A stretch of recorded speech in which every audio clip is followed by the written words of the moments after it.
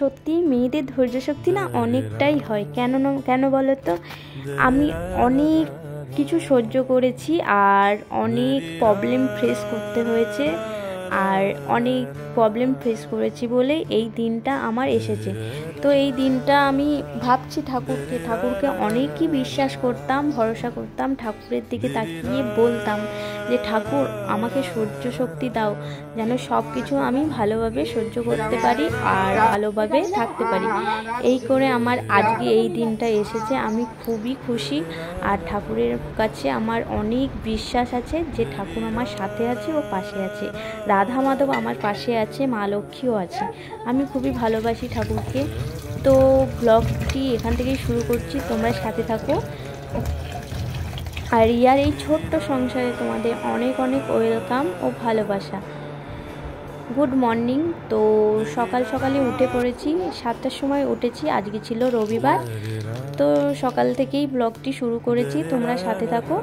আর আজকে ছিল মা ভৈরবী, জানোই তো আমাদের মা দুর্গা মা ভৈরবীর মন্দির আলাদা করে আছে।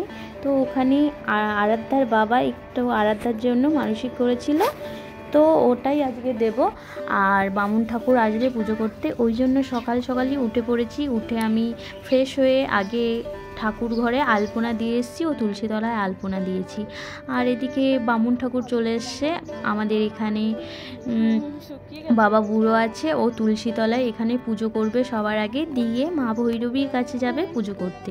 তো ওইখানে মানসিকটা দেওয়া হবে আর পুজোটাও করা হবে। আর এদিকে মা সব পুজোর জোগাড় করেছি, মা পুজোটা করে দেবে। আর আমার এদিকে ঘর মোছা, ঘর ঝাড় দেওয়া সমস্ত কাজ এখনো পড়ে আছে। তো ঘর মোছাটা হয়ে গেছে আমার, এদিকে রান্নাঘরটা, এদিকে এই ঘরগুলো ভালো করে পরিষ্কার করে নেব। আর একটু দেরি হয়েছে কেননা ওদিকে আলপনা দিতে গিয়েছিলাম। তো আরাধ্যা ঘুমোচ্ছিল, আমি তাড়াতাড়ি উঠে পড়েছি। আরাধ্যাকে ওঠাতে হয়েছে, আবার বিছানা তুলতে হয়েছে।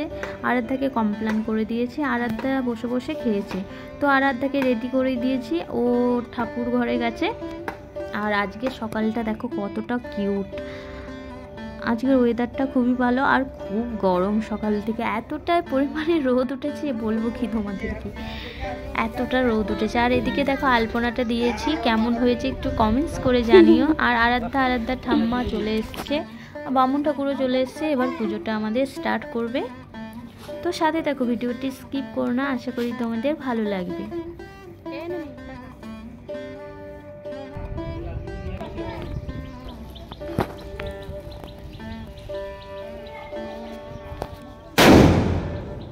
তো ভৈরবীর পুজো হয়ে গেছে, মা ভৈরবীর পুজো। আর এদিকে এসে আরাধ্যাকে একটু খাবার খাইয়ে দিচ্ছে। আরাধ্যা সকালে কমপ্লেনটা একটু কমই খেতে চাইছিল না, তো আরাধ্যাকে জল চিনি দিয়ে এবার মুড়ি খাইয়ে দিচ্ছি। ওর খাওয়াতে গেলে অনেকটাই টাইম লাগে, বকে ওকে খাওয়াতে হয়, একদমই খেতে চায় না।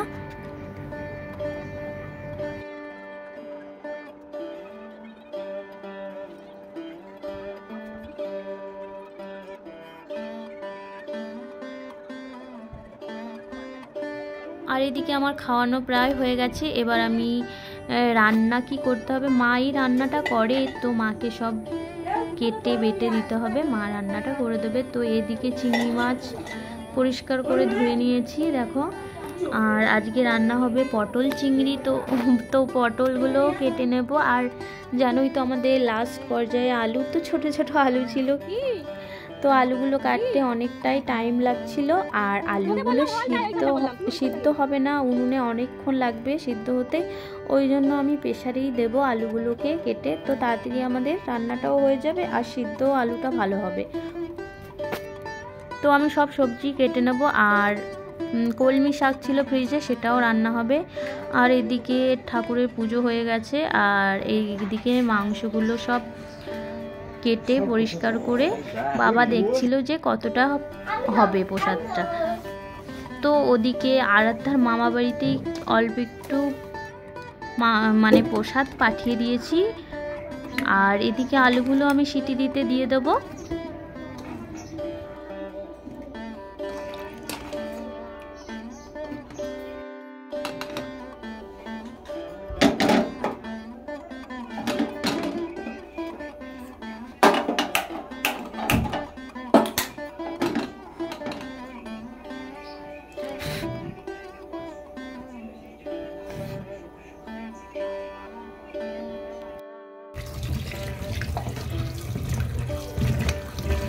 আর এদিকে মাকে পটলগুলো ভালো করে ধুয়ে দেব।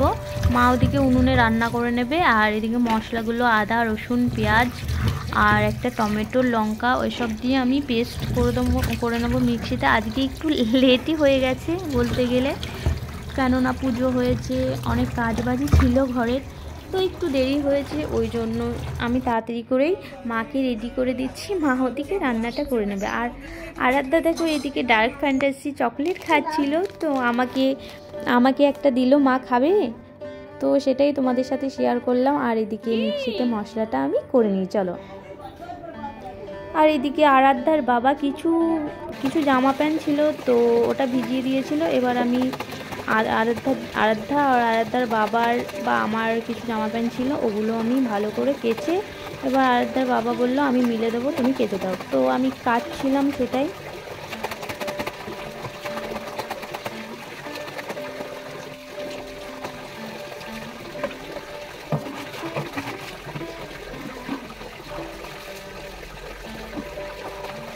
তো কাঁচা হয়ে গেছে, অর্ধেক প্রায় ভিজেই গেছি। তো চান করতে দুজনাই ঢুকে পড়েছি, আরাধ্যা আর আমি একসাথেই চান করছিলাম। তো আরাধ্যা আর আমি চান করে চলে এসেছি।